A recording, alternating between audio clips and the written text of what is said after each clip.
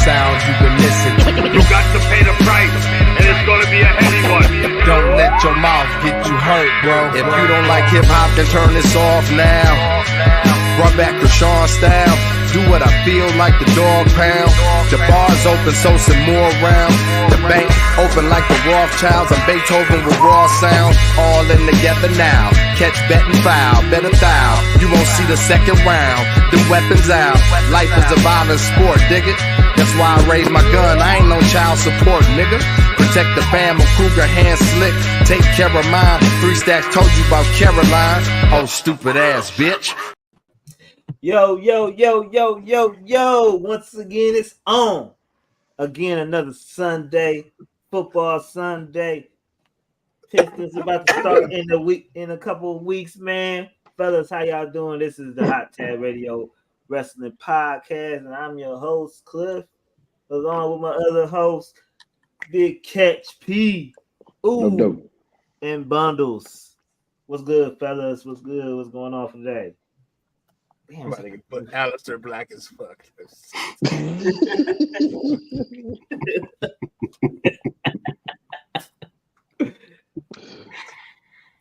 Oh man, my niggas, man. What up, though, y'all? what up? We a few minutes late, man. We had technical difficulties, man, but we on the popping on. You can hear us good, man, and you can see us a little bit. We are all good in the hood, man. I got to tell my wife oat milk on this coffee, y'all. So if y'all see my screen go black for a few minutes, I gotta go handle some business. Shit, man. Understood. It's that first weekend of good football weather, Saturday and Sunday, man. Man, come on, man. We saw the Heisman get wrapped up yesterday. Again. Yeah, I seen the highlights this morning. Like that boy balled, man. It's over. It's over. Travis Hunter is over. We ain't never seen nothing like that, bro. Like, Well, not on that level. I'm not a big college football fan, so I don't really watch it like that because it just take too long. So what Travis Hunter do? What? I'm not a big college football fan. He went crazy. He had scored a touchdown, dive interception. Okay. Yeah, he playing both sides of the ball. Extremely Yeah, well. like I think they said he only didn't play 9 snaps of the entire game. Yeah, I heard that he don't even practice throughout the week just to keep him good for Saturday and stuff like that too. So, hey, when he go to the league, man, y'all think he gonna go both sides, or he just gonna stick to being a cornerback or a receiver? If he do that in the NFL, he ain't gonna have a long career. If he do that in the NFL, it ain't gonna be a long career. Right. Yeah, he need to go as a receiver because that's where the money at. Okay. Yeah. Okay. You gotta pick one or the other. Yeah, go as a receiver. That's how you can get your bigger bag. You know what I'm saying? DBs, they get a good bag, but it ain't nowhere near as a receiver.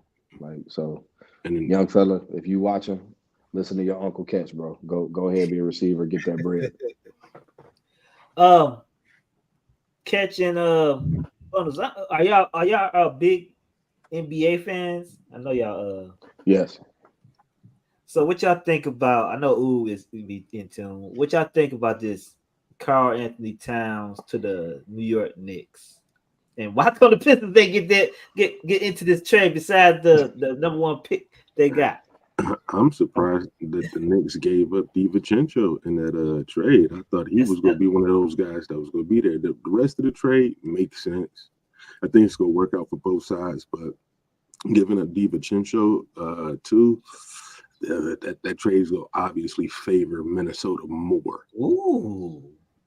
That's my homeboy said. My homeboy said DiVincenzo was an important key factor in that trade, and Minnesota actually won that deal.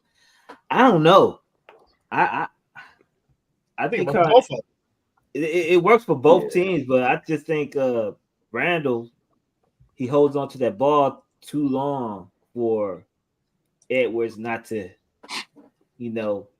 that's Anthony Edwards' team. So he gonna have the ball in his hand. So, but I think I look at it more so like Julius Randle got a little bit more dog in him than Cat, and I think that'll work Definitely. more with Ant. You know what That I'm was a saying? fire.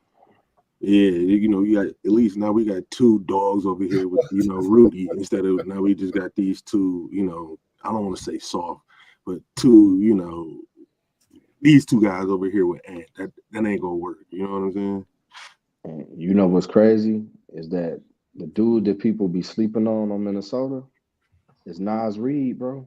Like That's what they clean up. Yeah, Nas Reed is right. a problem, bro. Like he is a whole problem. So even if Julius Randle don't sign long term, which I don't see why you wouldn't, you know what I'm saying? You going to a team that was just in the Western Conference Finals. Anthony Edwards is what, 21, 22? Young. He already one of the best two-way players in the league. Like, and DiVincenzo coming off the bench with Dillingham, that's another one that, like, I don't think people realize how much of a problem he about to be. He is a problem, They do bro. got Rob Dillingham. They do. He is a problem. Like Minnesota, they won the trade and they get a pick. Actually, our Clif, I think top 13 protected pick. You know that the Knicks had got from us. Yeah, that was our pick. That's like, man. Yeah, so they won a trade, but Karl Anthony Towns with the Knicks is perfect because he big that is a shooter. You know what I'm saying? He ain't gonna clog up the paint. Right. Now that opened it up. You got OG could slide to the 4 and play 4 and not play 3. Now they got Bridges. He a lockup. That's what. You know what I'm saying? Like both teams got better with the trade. I don't know, man. I look at it just like going towards the playoffs, bro. Like teams like Philly in the East, bro. They still play with a physical big. Can Cat handle that if the Knicks go that far? You know what I'm saying? Or teams like Chicago. Not saying that Chicago will make it, but I'm gonna say his name wrong. Vucevic. He get down there and pound, bro. He can get out there and shoot, but he preferred working down low. Can Cat handle that, bro? I think if it's me, I'm putting Brunson and Cat in a pick and roll on Embiid every motherfucking time. Like, nigga, we gonna switch off. You gonna have to, you know what I mean? Like, Brun, you gonna have to get cooked. Brunson gonna have to, nigga, you gotta get this work. You gotta switch. And then you can keep him out the paint with Cat because it's like, okay, you gotta guard the perimeter. So Embiid, you move Embiid out of the paint. I mean, if I was coaching, you know what I'm saying? I mean, on the defensive end is what I'm saying. No, I mean, ain't nobody that could do shit with him anyway. You more so matching up against the Celtics though, Sellers. You know what I'm saying? And that Cat move to the Knicks, that really put them in line to go at the Celtics. Yeah, the Celtics had that same type of makeup. And hope my man's get healthy by mid-season, Robinson, then you really got a problem. If they healthy. Big yeah, then they really got it. And I heard they got one of the Morris twins too, or something like that. You know what I'm saying? I heard he retiring though. I heard he retiring. Yeah, I heard he about to wait. That's the better. He was the better twin, and he could score. The NBA season is looking very interesting. The first 20 games go tell us a lot about who go jail and who go do what, man. The first 20 games go say a lot. I just hope the Pistons can win 7 of the first 20. I can tell you what, man. Pistons gonna lose their first 5 games because our first week schedule is bad. Yeah, it's bad. I got a sleeper team for y'all. We starting off with the Pacers the first game at home. The Spurs. I knew you was gonna say that. Man. That's all they was missing. They got a point guard who don't mind feeding the ball to the star, bro. Watch this this season, y'all. Well, who did y'all pick up in the off season besides the rook? Y'all got him from Connecticut, right? They traded him. No, we traded Rod Dillingham to the Timberwolves. Yeah. We got nobody but Chris Paul, bro. And I honestly thought we was about to do a trade for Louis Marketing from Utah. So I don't know what the fuck going on with that. Maybe this gonna spark it. This shit just came out of nowhere. What is Chris Paul's resume? David West, DeAndre Jordan, Blake Griffin. all bigs that ever played with him make money because of him. He made them all stars. And the win totals, bro. Remember, he took that Russ Westbrook OKC team that damn near wasn't making the playoffs, never didn't make the playoffs, and brought them to a 50-win season. And they were damn near in the Western Conference Finals outside of a few calls. Yeah, they was there. He go to double win totals, bro. He about to double this win total, probably 51, 52 games. The only thing Spurs got to worry about is Chris Paul and his injuries, man. Because if he get injured at the wrong time, I got a question. Do you think the Spurs would add time to Chris Paul contract because he's injured? Just like Tony Khan did with Ray Phoenix. I ain't gonna lie, you actually had me on that a little bit. I was like, they can do that in the NBA? They can do that in the NBA? That was a hell of a segue, bro.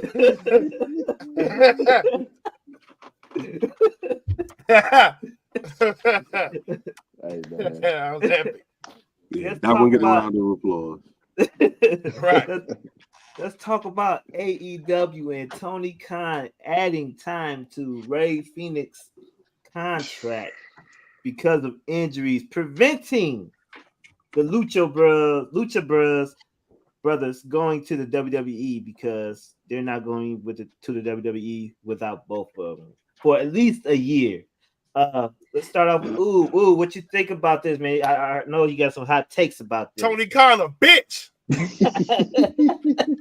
Straight up, bro. And I don't care what nobody say, bro. That's some whole shit. Now, you're not gonna use them. That's why it's some whole shit. You're not gonna use them. So is he gonna sit around for a year or be fed to people and to meaningless feuds here and there, yada yada yada? The tag team division look abysmal.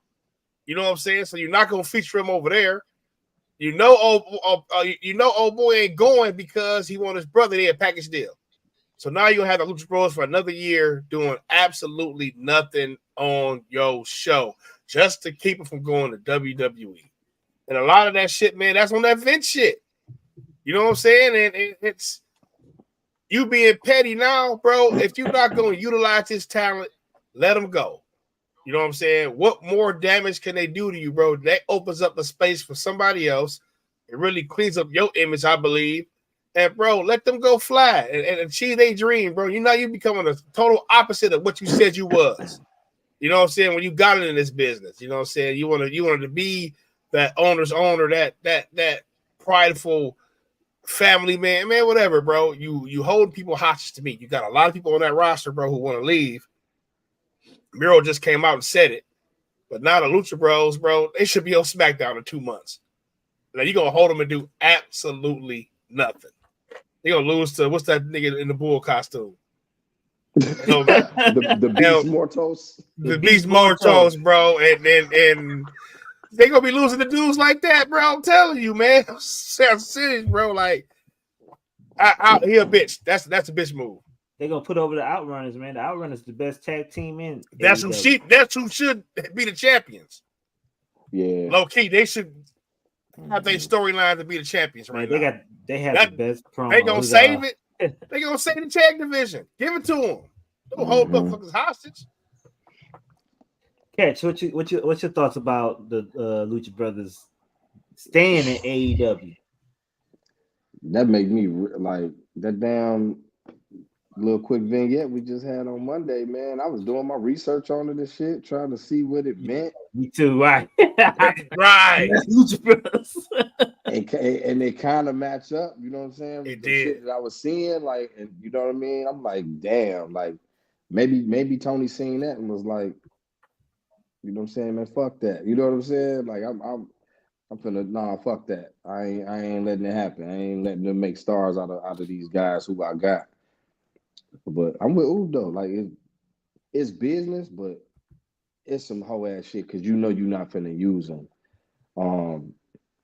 At this point, you can't. You like, why would you build them up? You know what I'm saying? Just from a business standpoint, I guess the theme is kind of on some McMahon shit. Why would I build you up and for you to go somewhere else and go, you know what I mean, turn the wrestling world on its ear for probably a month when y'all debut. It's some hoe ass shit, but it's a very shrewd business move by Tony Khan. Bonus, what's your thoughts? All right. So I agree to an extent. It is an absolute business move. You're under contract for a certain amount of time. You was out. I need that time back. I get it. The problem of it is in the early days of AEW, and I think it was a Barstool sports interview. Yeah, someone asked him about the people wanting to leave and get out of contract, and he stated, if anyone wanted to leave AEW, I have no problems letting them go. Verbatim. Here we are 3 years later, and like we heard Miro, Lucha Bros, and I'm pretty sure there's other people who've stated, I want to leave, and he's not letting them go. So yes, it's hoe ass shit because you're being a hypocrite. When it was WWE under the gun for that, you painted them as the bad guy. They're evil. We would never do that.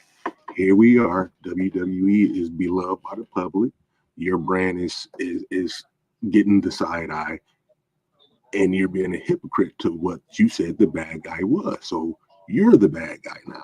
But you can't tell people like Tony Khan that because they have these outlashes and shit like that, bro. But it is complete hoe shit because it's going against what he already said. Now, he never said that. I'd be 100% behind him all the way, bro. But because he publicly came out and stated that he would not do that, and he's doing it now, he's a piece of shit. Right, man. So, what is the future for the Lucha Bros now? What we're gonna already pondered on it a little bit, but what your thoughts about them being used in AEW now? Will they just be sidelined and just keep them till the contract is over with, or will they use them to put over wrestlers there? From my understanding of it, and again, I didn't dive 100% into it, but from things I've read, there are a lot of people who were to be used, but were going to be jobbed out. They declined, so they're just not on TV. People like Miro and I read Ricky Starks and Aleister Black was at that way at one time. I read. So I'm pretty sure if they're like, we're going to get jobbed out, of course we're not coming back. We'll just wait it out. You know what I'm saying? But I'm pretty, if they just wanted to get out there and do they ones and twos, I'm pretty sure they're going to get jobbed out to a lot of people unnecessarily, and that could potentially hurt. So it's one of those things. I'm still going to get paid. However, I'm going to be rusty. I'm not really doing anything. People may forget about me here and there until I leave. So it's one of those type things. But if I were them, I would just stay home. Ketch, what's your thoughts? What do you think how the Lucha Bros is going to be used in the future in AEW? I mean, I think it's really up to Tony Khan, right? Like I'm with Bundles where it's like if me as the performer, I stay off TV. So when I do resurface, that shit it's gonna hit hard. You know what I'm saying? Big pop. But if I'm Tony Khan, yeah, I'm gonna use y'all to build up. Yeah, these other teams I got. You know what I mean? And then like the team, who was that? That was Ospreay and Fletcher. Mm-hmm. Yeah. Hey man, I know Ospreay is a big star on his own, but them motherfuckers is cold. Like if it's me, I'm putting them up against the gauntlet, like the Outrunners, Fletcher and Ospreay, fucking Private Party. Like you losing everybody. You know what I'm saying? Like get your ass on TV, do all that shit that y'all do, but you are losing to everybody.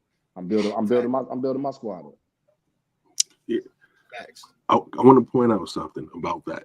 Now we can all, I guess, moderately agree that AEW is kind of like the inmates running the asylum to a degree, right? Now we've seen instances before where things got kind of real in the ring in AEW.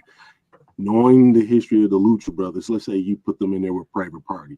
Private Party go over in 2 minutes. Do you think they're like, yeah, we go let that happen? like knowing there's going to be no real consequences in AEW. That's true. Right. It's a slippery slope because you got to look at it, like you said, from the business side with Tony. Bro, if I let all y'all go when y'all say y'all want to leave, because you know it is real hot over there, I'm gonna lose all. I gotta have some type of standard. But in this case, you know what the deal is, bro. The contract is up. You know what I'm saying? You haven't you barely used him when you had him doing spots to put him on the shelf. Right. You know what I'm saying? So like, bro, I got injured because you told me to go out there and do a fucking suicide runner off the top fucking light post in the parking lot. Right. You know what I'm saying? Like when Jeff Hardy came over there fresh off cocaine from you know what I'm saying? From dodging the WWE drug test and lying about that shit and getting dropped, and you bring him right over here. You had him right to the Jeff Hardy spots. Didn't bro like miss a table or some shit? Did he? I forgot what happened. You know what I'm saying? So Tony, he dismantled this shit, didn't he? Wasn't he the one? His shit looked crazy, like cringy type shit, right? He did something when he came out, bro, with the first couple appearances, and he got hurt doing a Jeff Hardy type spot that Tony asked him to do with Darby Allin. I think was it with Darby Allin? Off the ladder to tables, and one of the tables didn't break, and he hit the motherfucker and bounced. Yeah, you know what I'm saying. So, bro, I'm on this show because of you, because I gotta go out here. You desensitizing the audience so much on AEW, bro. We bleeding every week. We doing this shit every week. Somebody getting fucking their neck broke every week. I got to do something crazy to appeal to this bloodthirsty ass audience. Right. But I get hurt. So now I got to stay, man. Fuck all that. But it's business. You know what I'm saying? So I understand both sides, man. It is business. Well, if I was the Lucha Brothers, I'll make a business decision like the Las Vegas Raiders did last week, and work safe. You know, hey, I'm right. I'm doing sledgehammers. You know, headlock. Hey, right. Eye pokes and atomic drops. Man, exactly. Yeah, Lucha Bros, they did a splash in 6 months. Man, be on some just literally minute La Parker, dog. Start right.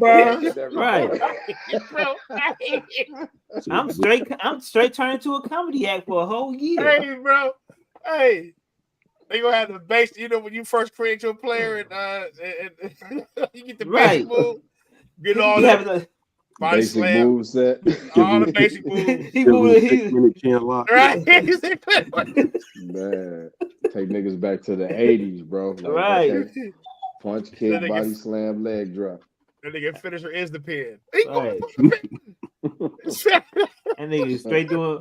Hey, if you want to do any type of lucha moves, man, just get all the moves set from the Nintendo game Pro Wrestling. He's the Starman. That's shit. it. Starman, bro. I'll play hardball, bro. I know that's too dangerous, Tony. I don't want to get injured again. Yeah. Right. You know what I'm saying? Like, I got a new finisher, nigga. The surprise roll up. Right. Exactly. Small package. Super roll up. I've been working on my schoolboy. Right. So let's actually stick with AEW, and former WWE US champion MVP made his All Elite debut in a segment with Prince Nana, basically offering his services for Swerve Strickland and Prince Nana, to become to talk business. Basically, we don't know what that's going to be. Could be the new Hurt Syndicate that's going around the air, the airwaves. Somebody say that in the group. The Hurt Syndicate. Who said? Somebody said something like that in the group. Like that's gonna be their name, but I know that's their name, but that's. Somebody said that, or Pain Syndicate. Somebody said something. I don't know. Pain Incorporated. The Pain Incorporated. The Pain Incorporated. That's crazy. But what you guys thoughts about MVP joining All Elite, man? And how did y'all like this segment? Was it, to me, it seemed a little awkward at first because it wasn't brought up, even though I liked it. It seemed a little awkward at the beginning, but it got better when as it went on. Ketch, what you thoughts about MVP going to All Elite Wrestling? To be determined. You know what I'm saying? I mean, I'm geeked. You know what I'm saying? Obviously that he popped up. I just want to see where they finna go with it. Like I want to see Swerve against Lashley. I don't want them to be on the same side. You know what I'm saying? I want him to kind of be like, nigga, I'm the man over here. You know what I'm saying? Like you was the man over there. I respect you, but this my shit. You know what I mean? So can't be two alphas that's at the head of the table. You know what I'm saying? Somebody got to sit on the side and somebody got to sit at the end. So hopefully like it would be kind of cool, but it's like cliche. Like I don't want to see all the black niggas, all the niggas team up and create a faction. Like I don't want to see it. Facts. Oh, what's your thoughts on it? I want to stay away from Swerve. You know what I'm saying? Like Ketch say, man, we round all the niggas up and put them in the group. You know what I'm saying? Angry niggas. Right. I don't want to Swerve, bro. He can help somebody like Hobbs. Go for Hobbs. Let Swerve rock on his own. You know what I'm saying? And I don't even want him to feud because now it seems like they about to feud coming in. Bobby Lashley coming in, but Swerve being in the Hurt Syndicate or whatever they call themselves, bro. You're going to get outshadowed by Bobby Lashley. You're already outshadowed now because here comes MVP. You know what I'm saying? And I want to correlate this to the first topic we had. Tony, it's not like you not getting prime WWE talent, bro. Or why you want to hold people hostage. You got Bobby Lashley coming in. You know what I'm saying? Who decided to sign with you? MVP. Now you're about to get Shelton Benjamin, most likely. Hopefully, Ricochet bland ass join the group and get some kind of edge. He need to be in the group more than Swerve. You know what I'm saying? So I like MVP showing up there. We knew it was gonna happen. You know what I'm saying? Just keep him away from Swerve, man, because I feel like that's taking. Swerve got storyline. Swerve got feud of the year going on right now. Absolutely. With Hangman. So let him be, man. But Tony, you hold people hostage and you getting prime talent in here. Ain't like you ain't got prime WWE talent, brother. You know what I'm saying? So yeah, that's all I got. Bundles, what's your thoughts on there? Storyline wise, bro, or kayfabe wise, I like it, man. I think MVP coming in, starting up the Ouch organization with Lashley and everybody.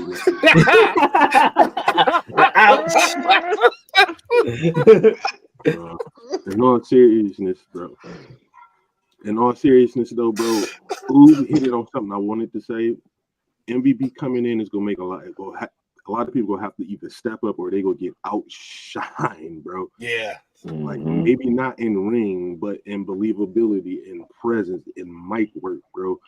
Even just in that segment right there, he came in and just a little bit of talking. He wasn't even saying shit and deep. We knew what the point was, and he just seemed more serious than anybody else that was on the show, bro. You know what I'm saying?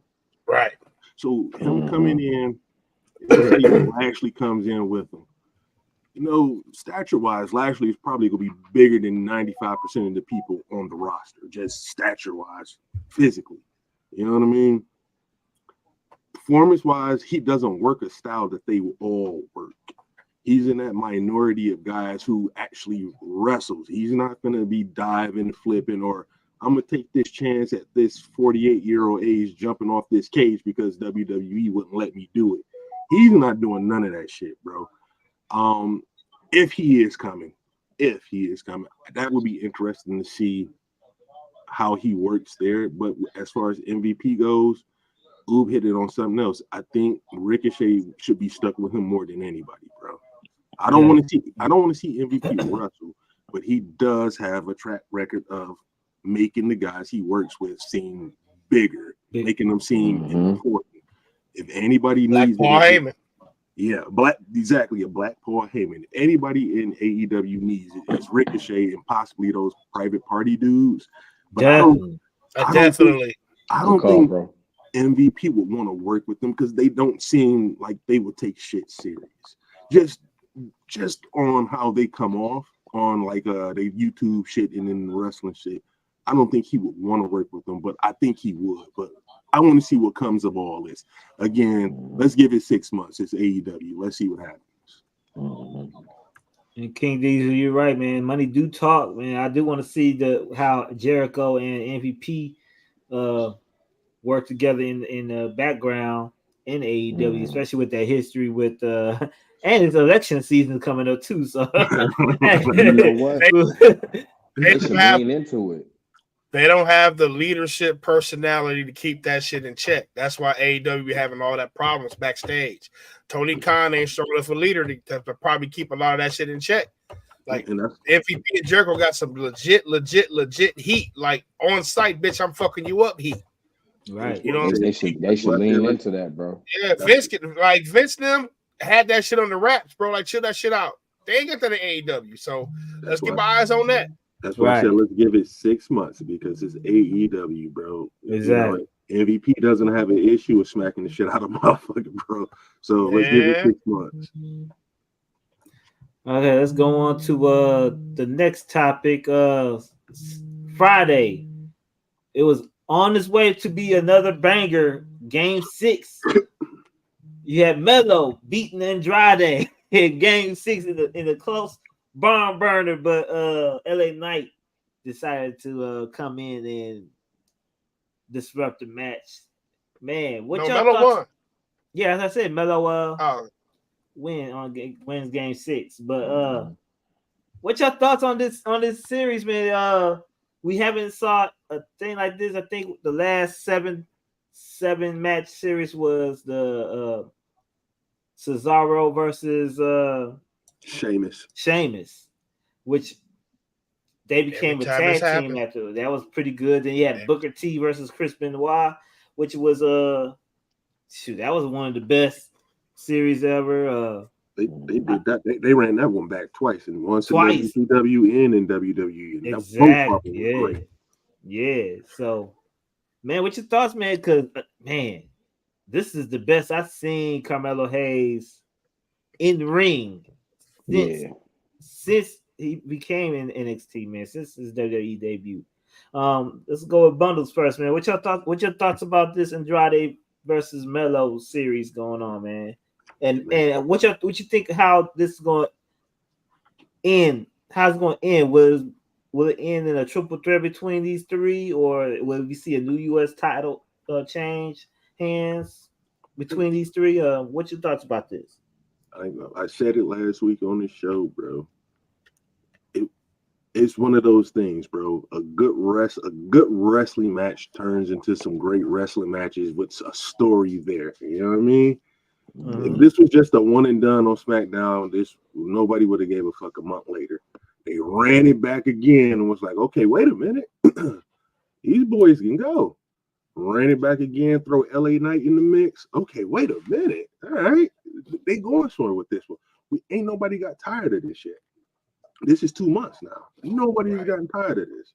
So they're doing something good. You're right. This is the best Carmelo we've seen since the feud with Trick, bro. They're building some momentum with him now. You know, he got a chance to work with Cody, did some other shit with other people, but now we're giving you and him the ball because we knew what the plan was for you. He's complaining about the booking already. We're gonna give you the ball. Let's see what you can do. And they both knocking it out the park right now. Throwing LA Knight in the mix is a beautiful thing. It gives an end game here because we know they're not making them a tag team, and this feud shouldn't proceed another 2 months. So putting LA Knight in there in the mix is giving it an end game here. Do I think either one of them is going to win the U.S. title? Absolutely not. LA Knight can hold on to that title for a little bit, probably to Royal Rumble or Mania. But it does set up potential runs for both Andrade and Carmelo to break off and do other things with other names to build their profile up on SmackDown. So I think it's a good look. What's your thoughts about these two or three? This feud is going on. Man, look, bro. You every time we had these 7-game series, it took them up a level. You know what I'm saying? That this was star building without doing those stupid storylines. Because Andrade was stuck in the middle of them LWO storylines over there on SmackDown, man. Yeah. You know what I'm saying? So, like Sellers said, you gave both of them the ball and let them run with it. You know what I'm saying? So now they done built up their characters through these matches. Like I said, my wife watched game 1. And she was like, damn, who was these motherfuckers? I said, hey, this is Andrade and Melo. And she's like, dog, I ain't never seen nobody wrestle like that before. And each match they added something different, it's more intense. Bro, they had one of the realest backstage fights I've seen in WWE for a minute, bro. I swear to God, they went to the back like, hey, bro, you slapped me kind of hard on that segment, nigga. You know what I'm saying? Chill out. You know what I'm saying? But when he said, bro, what do you say? Put the fries in the bag, bro. You washed it. And they just start scrapping, bro. I'm like, dog, that was unbelievable. They hate each other, bro, and it's competition. It ain't no you mess with my girl, you did this, bro. No, bro. You cost me a match. No, bro, we competing. I think I'm better than you. And now the game 7, man. I know it's not on Bad Blood, but I feel like that deserves to be on the Bad Blood pay-per-view, bro. Like that type of match, man. We've been getting these crazy matches for, like you said, 2 months, 2.5 months. Let them go on the pay-per-view, bro. Let that playoff go on the pay-per-view. Let it be super close. I still feel like Andrade wins the series, but I'm not mad. The new Black Shawn Michaels winning that series, bro. So great way to build them both with just being competitive. Right. I like it. Now Melo's a household name. Melo's a household name on SmackDown, bro. That quick. Bro. You know what I'm saying? And Andrade's right there too. So now, for Andrade can have a banker with anybody. You got so many people on that roster. He can, man, Johnny Gargano, Ciampa, like they about to have Andrade having. He about to be he about to be Eddie Guerrero, bro. Like just put him in there with him and let him go. 20 minutes. Just wait till Charlotte come back. Just wait till Charlotte. Yeah. Listen, yeah. Before we jump to Catch Cliff, I want to just throw something out there real quick, bro. Mm-hmm. Beginning of AEW, one of their things said we're not going to be doing a lot of rematches, which is cool. But sometimes if you know where you're going with this shit, rematches are beautiful things. Exactly.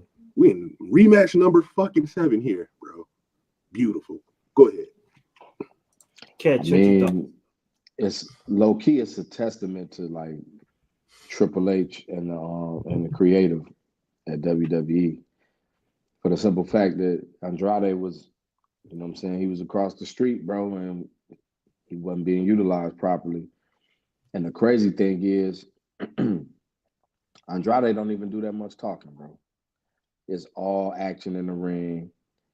They're playing to both of their strengths. Is okay, these are great in-ring workers, and we're gonna show y'all, the audience, how great that both of these individuals are. We're gonna show you why we pushing them. And the people who are like diehards, we're gonna give y'all what y'all asking for. Like, yeah, we got this saga, we got this big cinematic thing with our main event scene with Cody and Roman in the bloodline. But for y'all, for people like us, you know what I mean? Hold on, we got y'all too. You know what I'm saying? We got y'all too. We're gonna let them cook, giving them long matches. The matches be like 20 minutes a piece, don't they? Mm-hmm. Like 15 like 15, 20. Yeah. And it's every time it's fire, and it's not the same shit. Like it's like I'm seeing something new every match. I thought Melo was cooked last match. I ain't gonna even hold you on the apron. With that move that he pulled off on Andrade. Oh yeah. I'm like, shit, he might be injured for real. Like, you know, it had me like gasping, like, damn, are you okay? You know what I'm saying? Like that it's good. It just feels good as a WWE diehard to see real wrestling, technical wrestling.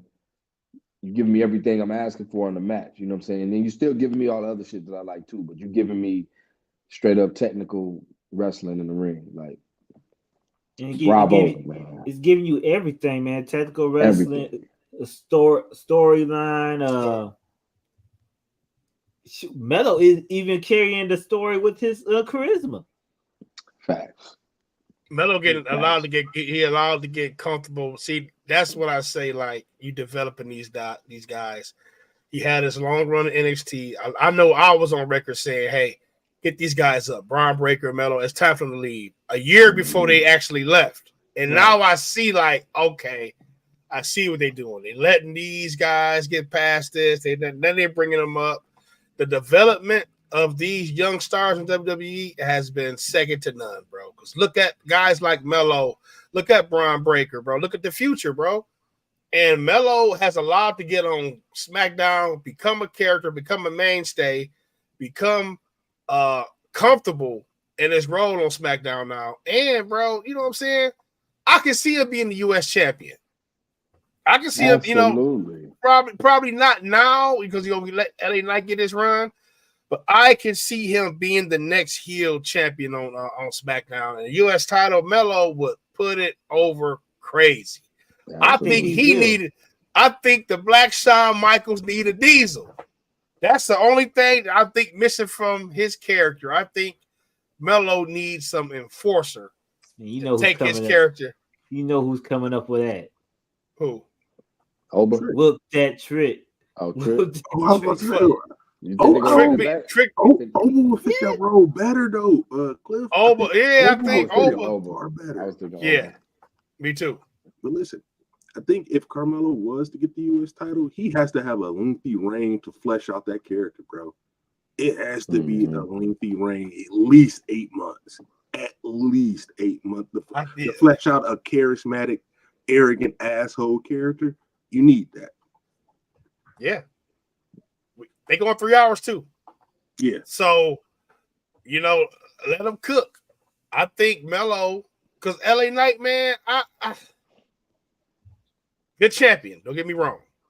Mm-hmm. You know what I'm saying? I just feel like on SmackDown, y'all have too many killers at that young mid-card, upper mid-card level that probably need that title more than y'all. With the Andrade, the Melos, the Austin Theories, the Grayson Wallers, because I feel like DIY should split soon as a tag team. And I feel like Gargano and Ciampa need single run on SmackDown. I love DIY as a tag team. I just feel like they can get that Johnny Gargano Ciampa storyline off again on the main roster. You know what I'm saying? But that middle card, that mid card in SmackDown is crazy, man. It is. And LA Knight too old for it. He got to go. He got to go to the Raw side. In my eyes, you know what I'm saying? Because you reached your peak of overness. I wish he would turn heel. I mean, it's hard to make him turn heel. I think he's going to turn heel. Yeah, I want him to go after Cody. I want him to go after Cody though. I want him to be an antagonist to Cody Rhodes, like be the yin to his yang, bro. Like be that asshole dude that we want to hate you, but we low key can't. I take it. I think that'd be refreshing over there, bro. Yeah, we need something over there. Yeah. Let's go on to the next topic. We have last week on Friday Night SmackDown again. We had a new vignette. AJ Styles is returning to SmackDown. And it's proposed a question, man. Is his career in wrestling will be coming to an end soon, or is his SmackDown career is coming to an end? Do you think you need to change brands and go to Raw and start over new, or do you think this will be his last hurrah over in SmackDown? I think he still got plenty of years left, but to me personally, let's start off with Oob right quick. Yeah, I just read a recent article where he's talking about, hey, I don't got much time left, but I'm gonna go out with a bang. You know what I'm saying? Mm-hmm. So he probably winding his career down. The John Cena retirement tour is gonna probably add a couple years to it because you can't retire to say you're Cena retire. That next year is all Cena year. So anybody else retiring, they don't give a damn about. You know what I'm saying? So I think he got a strong 3 years left, and I do agree he should go to Raw. I feel like you should go to Raw. Raw has more fresh matchups for AJ Styles that we want to see towards the end of his career. AJ Styles versus Seth Rollins again. AJ Styles versus Gunther. AJ Styles versus Braun Breaker. AJ Styles versus, you know what I'm saying? They got a whole new lineup of fresh matches over there on Raw for AJ Styles, bro. And I think he's winding down about 3 years. AJ will be probably done with wrestling in 3 years, and rightfully so, man. The guy had a hell of a career. I want to see AJ Styles in the OC along with me. AJ CM Punk. My bad. That too. I want them, the whole collective. I want them to join up with Finn Balor and the Judgment Day and make the Bullet Club. New Bullet Club. Ooh. Yeah, that'd be crazy. That'd be cold. Yeah, that I just see them all together and create one whole big group and really take over Raw. AJ Styles be the champion, or Finn. You could intertwine both. It don't matter. Have one of them win the Intercontinental Championship against Jey Uso, whoever is holding that title. Then the OC holding the tag team titles. Have them take over Raw for a whole good 6 months. You know, and you know. I can see that. You know, that'd be hard. Yeah, that'd be dope. And then they building me chin up. You know what I'm saying? Yeah, like quiet as kept. Like I think that was Friday. I'm like, yo, she's been on like a run, like the past 5, 6 weeks. Low key run. Yeah, she been on a run, bro, and she been doing well. Like I'm like, yeah, I fuck with her. Back, bro. That's to entice Keith Lee to come back. Like, bro, we gonna squeeze 6 months out of your ass or something. So, he coming straight. How long do he got? I forgot about listen, bundles. I forgot about Keith, bro. They said he in that whatever illness he has from that COVID, man, is still affecting him. Possibly, we don't know yet. We don't know what's going on. Tony just put it on the injury report. Tony just put it on the injury report so we can add Tony more time. about to extend him for 3 years, bro. Right, extend him for 3 years, nigga. You ain't nowhere. Your wife he had a torn earlobe. He was off TV, so I had to extend him for. Man, I almost spit whiskey all over my damn head, Yo. I have no problem. WWE showing me chin on TV every week, man. I'm enjoying watching them Triple D's flowing everywhere. So I love you, Jamela.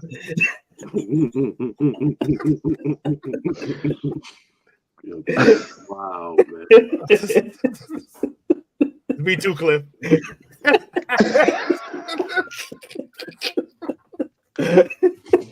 Hey. See the big niggas too, you know. That's how you get engaged and all the shit. You keep bleeding, nigga. I got the shot.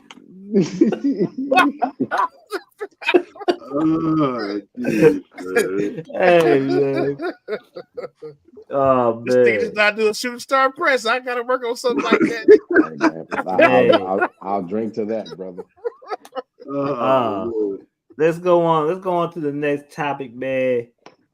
Last week, Netflix finally, after years of speculation, finally put out the Vince McMahon documentary.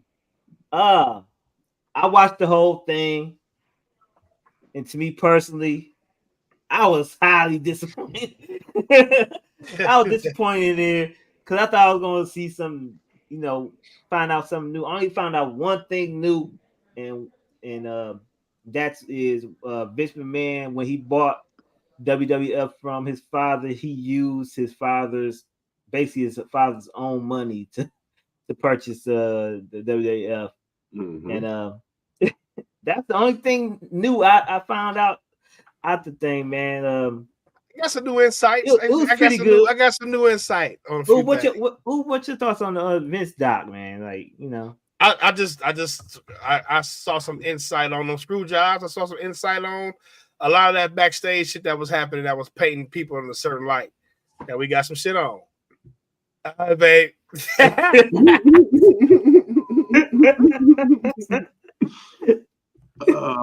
Hilarious. Her name Meech, and she on SmackDown. I'll show you next Friday. I'm gonna show you.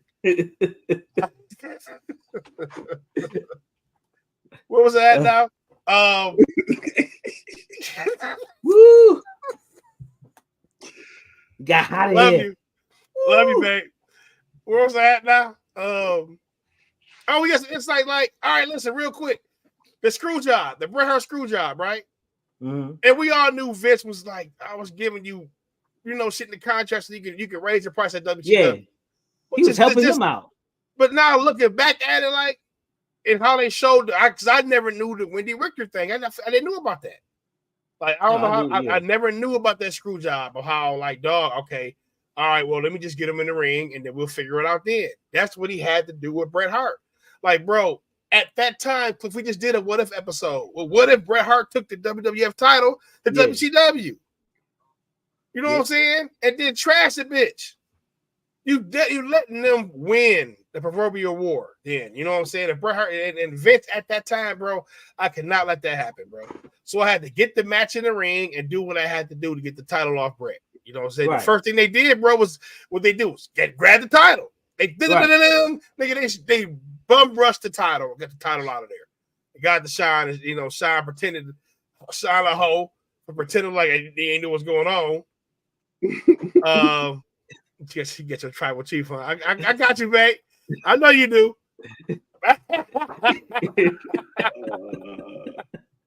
You got your original tribal chief.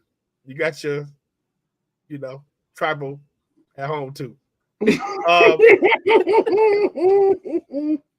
We'll talk later, babe. Love you. But yeah, I got the Uber father right here. You're right. That's the Uber follower. But yeah, man, that shit made me look at it in a different light. Like, damn, Bret, Bret did screw Bret. He did, yeah. Bret screwed Bret, man. And the grass wasn't greener, bro. He went over to WCW and they ended your career because they was working unsafe. You had it better over there, even though he couldn't afford to pay you. A year later, they had a boom to where they could have paid you. Shit, they made the most money they made ever that next year. You got to respect Vince for telling Bret Hart up front to his face, like, look, I can't afford your contract, man. This is what you can do to have WCW pay you more than what I can pay you. So I'm trying to help you out because you've been a loyal WWE representative for me. Let me help you out to get you the best money that you could possibly get over at WCW. And I feel Vince, man. He felt like he was getting betrayed. See, man, like I told y'all in the group, bro, after watching it, I like Vince McMahon a whole lot more, bro. Minus, the very minor manipulative shit I would call out. Vince McMahon, I don't think was a bad guy, bro. After watching that, man, he's human. You know what I'm saying? He's a human dude that questionable decisions, but I don't necessarily think he's a bad guy. But I agree with you on the whole docuseries as a whole, Cliff, bro. I didn't learn nothing new. It was just more so like, you know how we watch videos back in the day, then you watch uncut videos on BET? Right. It was just like an uncut version of stories you already knew with like, they added just slight more detail to it. But overall, a lot of that shit I already knew. But again, just, Vince McMahon was betrayed. He had a reason to change the way he handled the talent. He was betrayed by his biggest star ever. He said that was one of the few times he actually felt like, damn, I want to cry, but I can't because this is business. But I thought it was more than business with this guy. Right. So, and then you see the relationship he built with Stone Cold. He was like,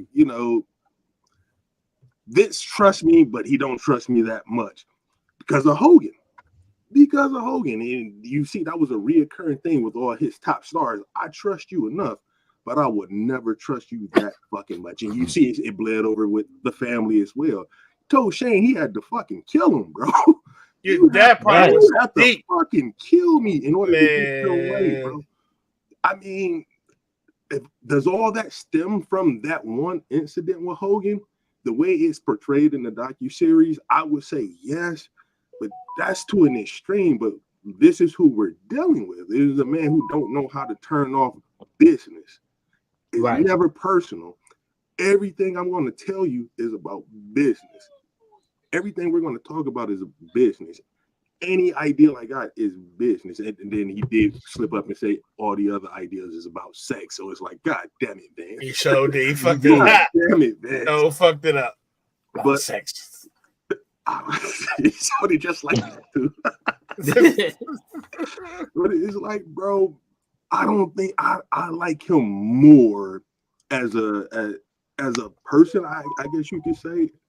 I don't vilify Vince like a lot of people do after watching that. Ketch, what's your thoughts on there? I got a couple questions afterward. Hey man, like I think us as like diehard wrestling fans, we need to sit down and watch that shit with somebody who don't watch wrestling to truly get a difference of opinion about Vince. And when I watched it, I was trying to, watch it like I didn't know certain shit. Like the Hogan shit, I never knew that he was that hurt. Like he was for real, legit hurt. That was something that I just found out. And the screw job with Wendy Richter and Moolah. But Vince McMahon is a diabolical ass human, bro. If you really break that shit down, dog, like I feel like him being able to create the Mr. McMahon character allowed him to kind of live out his weird ass fantasies, bro. Yeah, like, and it was weird. It was weird. You know what I'm saying? Like it's like we know it, but it's like watching him talk about it. It was weird a little bit. You know what I'm saying? But it was, I mean, you know what I'm saying? It was insightful for people who don't know about the Attitude Era and Ruthless Aggression and WrestleMania 1 and 3, and Meltzer was pissing me off. I'm kind of just going over my thought. I had to write my thoughts down, Meltzer, bro. man. Meltzer was pissing me off. Like, you got to have Meltzer there because Meltzer was actually there. You know what I'm saying? So yeah, I know, but it's like, God damn, dog. Like when he like, well, there wasn't 93,000. There was actually 78,000. Like, nigga, it was still. And like they said, who cares? Who cares? Right. Like, come on, dog. That was successful as fuck. Like, what did we? Obviously, he created a larger than life. You know what I'm saying? Image to the audience. That's business. Is what you do. When you see a McDonald's commercial, them fries don't look like that when you pull up. Right. When you see them bitches hit on TV, they look phenomenal. And then you see the salt and everything. Like sometimes, when you pull up, it ain't no salt on them. You know what I'm saying? Like, come on, man. Like that is something I didn't know that I learned. I didn't know that at the time of WrestleMania 3, I think I was like maybe 2. But, growing into watching wrestling, I knew who Andre was. I knew about WrestleMania 3, watched the tape a billion times. But up until watching that doc, I didn't know that Andre was like out of wrestling and Vince had to like convince him to come back to do the job this one time. Like, I thought Andre was an active wrestler who built up to that moment. And you know what I'm saying? So that was new information to me.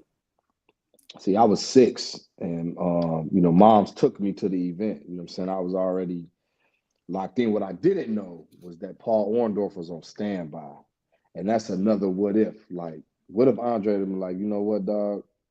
I can't do it. And it would have been Mr. Wonderful versus Hulk Hogan. Yeah, I could see that Paul Orndorff, because before the Andre the Giant feud, he was feuding with the Heenan family and Paul Orndorff before then. So I remember that, but like, imagine though, like Andre, like the slam. That took it over. Yeah, that took it. So it's like that was another thing, but like it was just, I don't know, it was a lot. You know what I'm saying? Like him saying that he enjoyed kissing Trish in front of his wife when he made her. You know what I mean? Like, nigga, it was like, yo, my nigga. You really a wild dude. The almost even considering the storyline of him and Stephanie having the baby, it's like crazy. That type of shit. That's too far. That was too far. The pay-per-view. I wanted Triple H and Stephanie to get married on pay-per-view, bro. Right. What? I wouldn't say that's too far. I would say that's business. But Steph said right. No fucking way. Because I wouldn't allow that shit either. But people, then when she said no, I'm gonna get in a match. We gonna wrestle 6 days before the wedding. Come on, fam. What if she would have got hurt? Right. Let me ask y'all this question. This is the probably most controversial thing that was on the McMahon documentary, the Owen Hart death. What? Now listen. We watched that together, Clif. I know. I understand what Vince his thoughts was when he decided to continue with this show. I understand why he did it, because you had thousands of people in the stands that didn't know actually what happened, and it's the hardest because and a lot of people who has been asked this question always say the same thing. You have to be in that moment to know what to do. Facts. What would y'all do? Would y'all continue the pay-per-view, or would you have to cancel the show after that happened? I'm going on with the show. You got to remember, this was in I think it was the second or third match of the show, I believe. No, I think it was halfway through the event. It was halfway through? I remember watching it at home with my sister and her then boyfriend.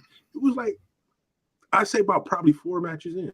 4 or 5 matches in. Yeah, I think you're right, Bundles, because I remember watching it with my man Big Skull crib, and I remember thinking that something was fucked up. You know what I'm saying? Like damn, what's going on with the pay-per-view? Like us calling Comcast trying to figure out what was going on with the pay-per-view, and actually a man had died. I would have let the audience know what happened, bro, and canceled it. Like I don't think nobody would have been mad. And the fact that the blood was still in the ring, it's the way that he went on with it. Like, okay, if you do go on, nigga, replace the mat, bro. Replace the mat. Come on, dog. They said, I saw an interview with the Blue Meanie. They said that wasn't actual on Heart blood in the ring. That was he said the Blue Meanie, they had a hardcore Blue Meanie and some other person had a hardcore match with I had the fucking tag team. It was a known tag team, but another tag team, and that was their blood in that corner. That's you gotta consider that's people's friend. You know what I'm saying? Like Jeff Jarrett, when they showed Jeff Jarrett trying to cut his promo, like I would have canceled it, because like you're not thinking of the psyche of the people that you have employed there. You're not thinking about the other people there. Like that's their brother. You know what I'm saying? He just died. Like I don't want to wrestle, motherfucker. Like it was the Hardy Boys, Cliff. Hardy Boys, yeah. Okay. But yeah, I would have canceled. I would have canceled. You would cancel?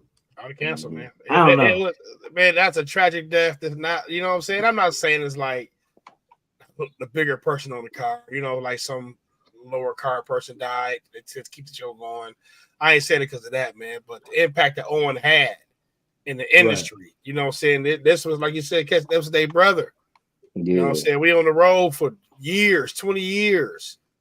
You know what I'm saying? And like watching that Jeff Jarrett interview again, like, hey, hope you're doing good. Owen's already gone. He was gone. Yeah. You know what I'm saying? And then Deborah back there, like, yeah, Owen, man, that shit was heartbreaking to see her try to keep that shit together. So, all right, y'all out here traumatized. You know what I'm saying? Like, all right, go out there and finish our match. Man, I would have forgot all my cues. You know what I'm saying, bro? Like, man. How do I perform? But knowing that my man's just died. Exactly. I hate to sound like this, though, fellas. I hate to be that nigga, but this is the wrestling business, bro. Far worse has happened. At this point, all those guys on that card, minus, let's say, like maybe 3 or 4 guys, are vets who wrestled during the 80s. I'm pretty sure they experienced far worse and still performed. No, I'm with you, but imagine if it wasn't Owen, if it would have been Shawn Michaels, right? You gonna keep the show going? If he would have came down on the zip line, knowing Vince, Vince would have probably Vince would have canceled. If it was Shawn, he definitely would have canceled. That's what I'm saying. Yeah. Like, it just kind of I think he would have kept it. I would think he would have kept it going. You don't value. I mean, he loves Shawn, bro. I kind of agree with Cliff though, because like, even with Shane, like, I ain't gonna lie, bro. As a dad, that shit kind of broke my heart. Like, bro, this nigga jumping off the top of fucking Hell in the Cells, and he doing all these bumps trying to get your approval, trying to get basically. I mean, not verbatim, but basically the nigga want a pat on the back from you. He doing shit that won't nobody do, trying to get your approval. You want to know what's crazy? You want to know what's crazy about that though? He never got that from his dad. Yeah, he ain't never got that from his dad. I seen that. But you gotta break the chain. He basically said that at the beginning of the episode. Like, look, all he wanted was, well, no, he said the best thing he got from his dad before he died. He said, "I love you" before he died. Yeah, I love you. And he teared up right after saying that, bro. That shit. Exactly. Never seen Vince that vulnerable, bro. That's crazy. Exactly. Yeah. Nope. And I think that he just think, and you got to think, all him and his Vince's dad talk about was business. It wasn't nothing else. So he learned everything from his pops about business. Even when he explained when him and Linda got married, Linda had to force him to go on a vacation. It only lasted 2 days. Yeah, so, before WrestleMania 3. Yeah. So like I mean, it's a tormented soul, bro. It's a lot of stuff that it's a learned trait that Vince learned from his dad that carried on throughout his life. That, and you know how older people gets, man. They it's hard to change. It's hard to change. Mm-hmm. You know, it's like Oob trying to change his dad. He's not going to change. Right. My dad's not going to change. You know what I'm saying? Like, right. But Vince, like earlier, what Sellers said about having to kill him.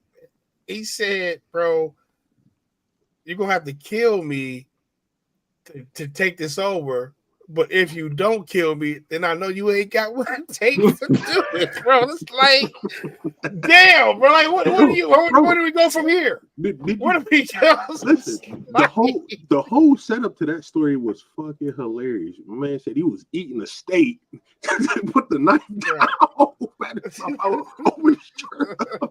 and told him that shit like, bro, that's crazy as hell, bro. Crazy, bro. That's crazy. Hey, ooh, would you like to read this man's name?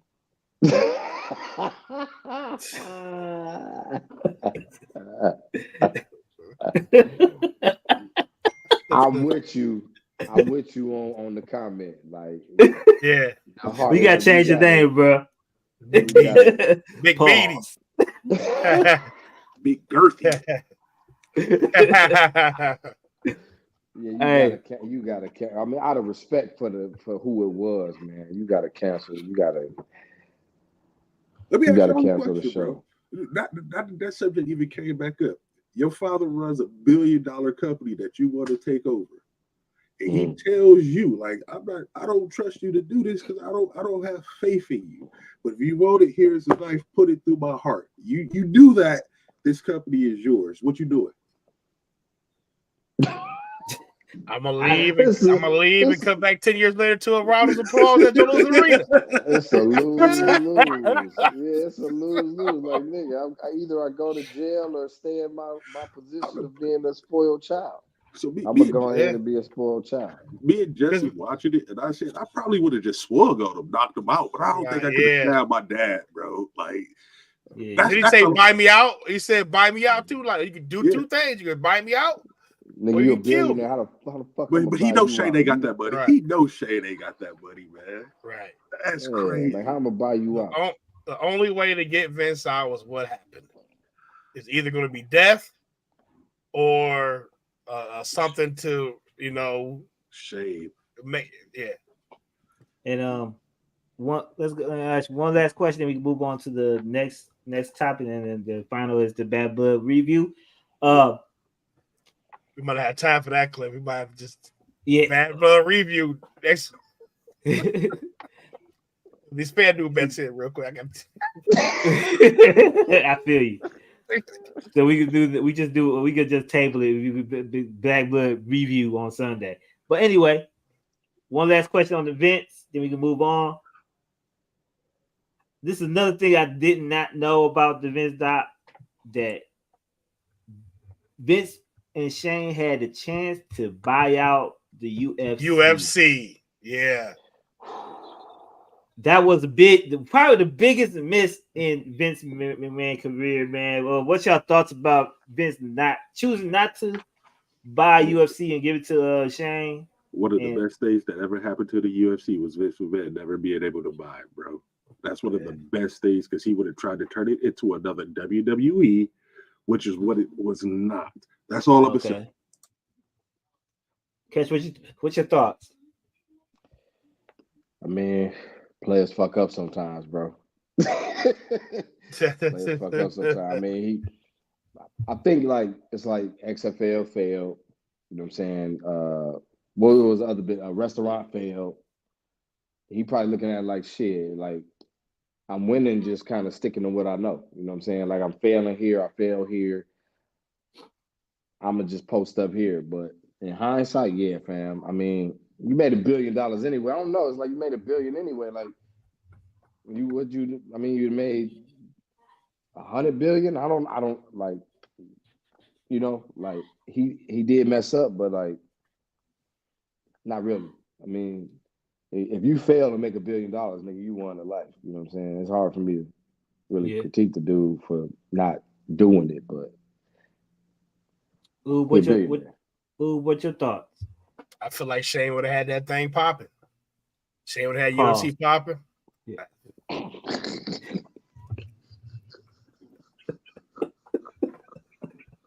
But like a big meaty in the comments, you know.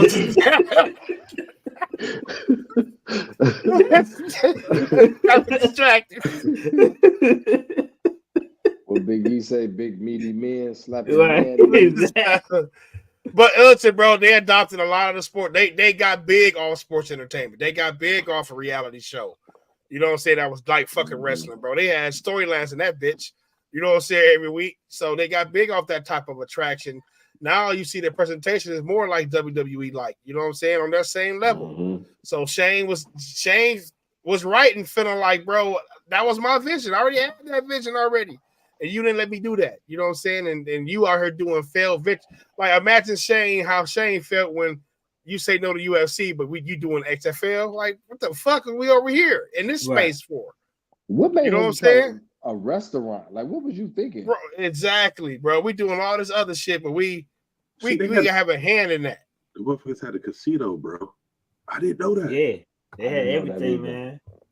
We were so young, though, bro. Like, how, you know what I mean? Our brain wasn't even, you know what I'm saying, on that type of wavelength to even be thinking about business ventures that he was doing. Right. Let's move on to the final topic of today. Jey Uso, Monday Night Raw, pins Braun Breaker to become the new Intercontinental Champion, man. What a surprise victory. But, man, I have to tell y'all, bro, I was hyped for that whole match. Good match. Great match. That was a good match. And low-key, man, shoot, man, that was a WrestleMania quality type. Jay did 7 moves this match. Hey, God, them 7 moves work because that crowd was hype, man. That was a mania pop. That was a mania type feel. I kind of think they should have held that him winning a singles title until Mania. I think that was the wrong choice. Mania, at least Bad Blood. Yeah. Mm-hmm. Man, what y'all guys? Let's go over bundles, man. What y'all guys thoughts about Jey Uso becoming the IC champion? It was bound to happen because he was the well-behaved Uso. He's the one without the DUI. So it was bound to happen once they split them up. I don't have an issue with it, bro. I think a lot of people are pissed that Brown lost so quickly or so early in his reign. But I'm like, look, we don't know what the end game is here. It could be something better in the works going on down the line for Braun. Or, they're setting up something that'll help build Jimmy, but also put Braun back in that position.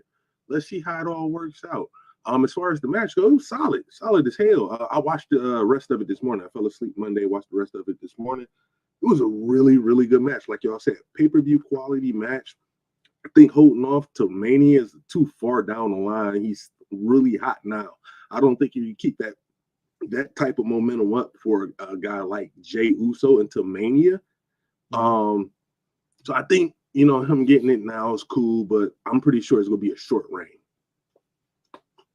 Ketch, what's your thoughts on it, on the title change?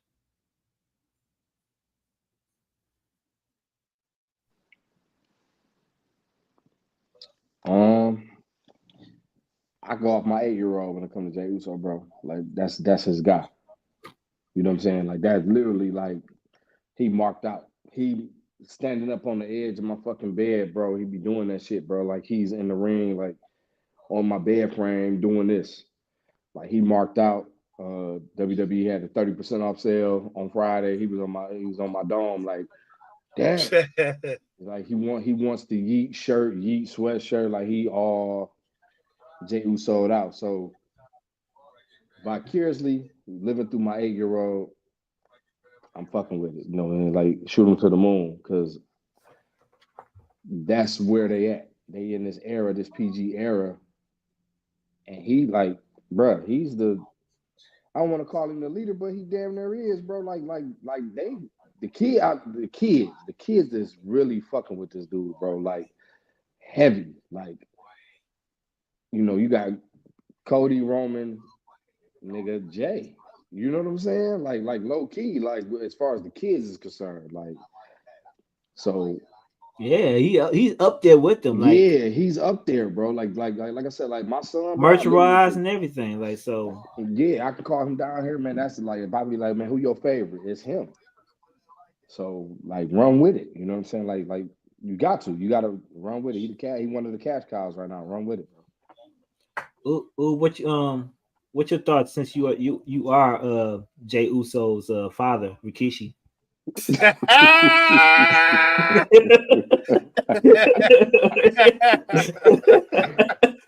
Teddy Long. You like Teddy Long. Crazy, dog. Well, when I was 8 years old, I'm going off what Ketch said with his 8-year-old son. When I was 8 years old, we had a wrestler that was very similar to Jey Uso. He was polarizing. He was energetic. He was over. You know what I'm saying? I know where you're going. You know what I'm saying? And we had all the kids hype. You know what I'm saying? We like, damn, hey, we love Hulk Hogan. Yeah. Jamaica, listen. You need some more niggas?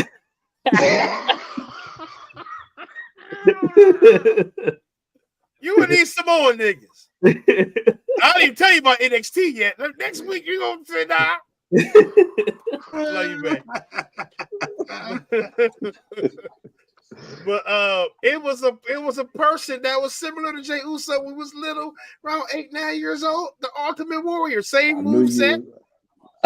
You know, spear splashes, and I'm about most of my act is just getting the crowd hype. You know what I'm saying? I'm super over. Everybody want to see me with the title. You know what I'm saying? Everybody want to see me get that rub. Everybody want to see me be the man. And I think it's main event-ish, Jey Uso, y'all. And I feel like Jey Uso didn't add another layer to the moveset, to his character. He just super duper over. Now we see flashes of it in these interviews where he start getting serious. You know what I'm saying? But at first I was upset that he beat Braun Breaker for the title. But I'm like, you know what? You got Gunther, who's gonna have the lengthy run with the world title. You know what I'm saying? Braun was kind of a tweener, kind of a heel, kind of a face. Okay, Jey getting that title, super over baby face. That's what's good for the brand right now. Okay, we got the most over guy on the damn roster as a singles champion. So whoever beats Jey is damn near gonna be a made man. You know what I'm saying? And you got a lot of different directions you can go with this Jey title, you know, with the Jey win. You know what I'm saying? You can go down to him and Sami Zayn battling for the title in one of the matches. You can go down to Dragunov, or most likely, I feel like Kaiser is going to be one of the men to step up and be that guy to feud with Jey Uso and be the next heel and IC champion. But I feel like Jey Uso, man, is overrated, man. I feel like he definitely caught a spark with the kids, with the demographic. I feel like he definitely caught, that catchphrase. He all catchphrase and merchandise right now. You know what I'm saying? And to be that main event player, you got to add another layer to your move set, your psychology, everything, bro. Even though that match with Braun Breaker was good, he still did the most basic moves. You know what I'm saying? We need some submission holds, I applaud him when he did a suplex. Like, okay, there we go. Listen, bro. The Jey Uso thing been a long time coming, bro. A lot of people just don't realize it, bro. This has been coming for about 4 years, bro. 4 years. Yeah. From since COVID, right? COVID with Roman. Yeah. COVID, yeah. This has been coming for 4 years, and once he got his breakaway, I knew it was gonna happen eventually. Once they put him on a different show, when he went against Priest for the world title, I was like, "There's no way in hell they will give him the world title right now." But I'm like, "Okay, him and Braun, yeah, he's gonna win that title at some point, depending on how long this shit go." I was surprised it was the first try, right? Yeah, first try. First try against Braun. Yeah. So I was shocked by that. I thought it would be, Braun would probably win Monday, then they'll do a rematch at the Bad Blood pay-per-view, and he win it there. But hey, like I said, it's been coming a long time. They've been building it, and he's been running with it. He's been moving like a main event player. Shorten the move list down, get your catchphrase, the music's height, the whole Joe Hendry thing I was explaining. You ain't got to do too much when you a main event guy. Right. I got the song, I got the catchphrase, and I got the move you love to see. That's all that matters. Yeah, that's true. And this tells me that with this IC championship, Jey Uso won. I think this is telling that Gunther will have a long Yes, title sir. reign. Yes, sir. At least WrestleMania. Longer than that. I think Next it's longer WrestleMania. than that. Next WrestleMania. Yep. Yeah. That's what I think. So I think that's a good strategy too, because Triple H love them long title reigns. That mid-card title got to move around a little bit. We can't be having these 15-month reigns, bro. Listen, you did 4 or 5 months. The competition is so fierce, you lost the title, bro. Yeah, that's how it is. We got to get used to these. That's why I hope they do with LA Knight, bro. Get them a 90-day run, 4-month run, and then let Escobar get that bitch, so we can get an Escobar Andrade match down the line. Escobar and Melo. Mm-hmm. Yeah. Yeah. We know Cody ain't giving the damn belt up no time soon. Maybe WrestleMania. Maybe WrestleMania. That's fit. Yeah, depending on who it is. Yeah. Right. So fellas, it's about that time, but I do have a running topic. Just give me one quick comment about it because I want to hear your thoughts on it. Whenever I find the stuff, whenever I find my stuff, I'm trying to get prepared to go. Okay. So I just want to hear y'all quick thoughts on Tony Khan saying that he doesn't believe in long-term storytelling anymore, and his it's all about short-term storytelling right now. Yeah, quick thoughts. Let's go, Bundles. What you got to think about it? That would work if you were not a nationally televised show. That would work if you were running indie non-televised shows. Yeah. Facts. Ooh, what's your thoughts on it? You headed for disaster, buddy. Yeah. No cohesion, bro. You're gonna fall apart that way. I'm telling you. Ketch P. What's your thoughts? And Tony Khan, let me speak to you like a young black man from Inkster, Michigan. Nigga, that's why your tickets is $10. That's how come. Man. Nigga, that's how come. Me and my son, more than likely, we gonna pull up on Thursday, nigga, for $20. I'm gonna spend more in gas than I'm gonna spend to come through the gates to come and watch. And you got the talent, bro. What the fuck are you doing, bro? Like, Right. I mean, you need to watch the Vince McMahon documentary, Tony Khan. Yeah. You need to study that Yeah. shit. Like, what are you doing, bro? What are you doing? Right. Fellas, it's been a great show. We had some great ass topics today, man. Great insight, great everything as usual, coming from the hot tag team. You know what I'm saying? But Lions is playing the Seattle Seahawks tomorrow on Monday night football, and me and my homeboy Pierre have a case of Coke Zero and Pepsi Zero on the line again, and I need my Lions to win. We need to win. I'm tailgating downtown from 2 to 6. Okay. In front of Nick's Gas Light. If anybody want to pull up, I can't. I'll be at work at that time. Plus, my car's still in the shop, so me and my wife be at the work. Yeah. So I ain't doing nothing extravagant, but you know, I feel you. I'm gonna do pause. I got glizzies and I got burgers. Okay. You know what I'm saying? Better Made, laced your boy. Shout out to Better Made. I got like 15 cases of Better Made chips. Okay. Yeah, pull up. Well, fellas, y'all got any last sayings to the people in the group, people in the chat, man? We about to head up this out. Go Lions. Go Lions. Yeah, go Lions, bro.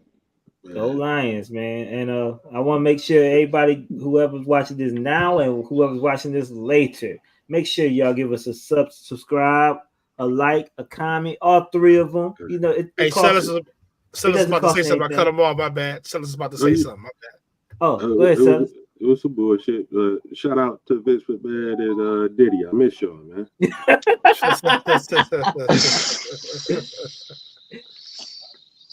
Make sure y'all give us a like, a comment, and subscribe, man. It doesn't cost y'all anything, man. Share our YouTube page, man. We here every Sunday at 11 a.m. Same hot time, same hot channel. Fellas, it's been good seeing y'all this week. We'll see you next week. Go Tigers. Go Tigers. Oh, yeah, go Tigers. Go Tigers. Hell yeah. Go Tigers. On the Hot Tag Wrestling Podcast. See y'all next week. Peace. Are you ready? What does it take to stop this manual crowd? Reign of terror. Filthy underground is the sound you've been missing. You got to pay the price, and it's gonna be a heavy one. Don't let your mouth get you hurt, bro. If you don't like hip hop, then turn this off now. Run back Rashawn style. Do what I feel like the dog pound. The bar's open, so some more round. The bank open like the Rothschilds. I'm Beethoven with raw sound. All in together now. Catch, bet, and foul. Better thou. You won't see the second round. Them weapons out. Life is a violent sport, dig it? That's why I raise my gun. I ain't no child support, nigga. Protect the fam of Kruger, hand slick. Take care of mine. 3 stacks told you about Caroline. Oh, stupid ass bitch.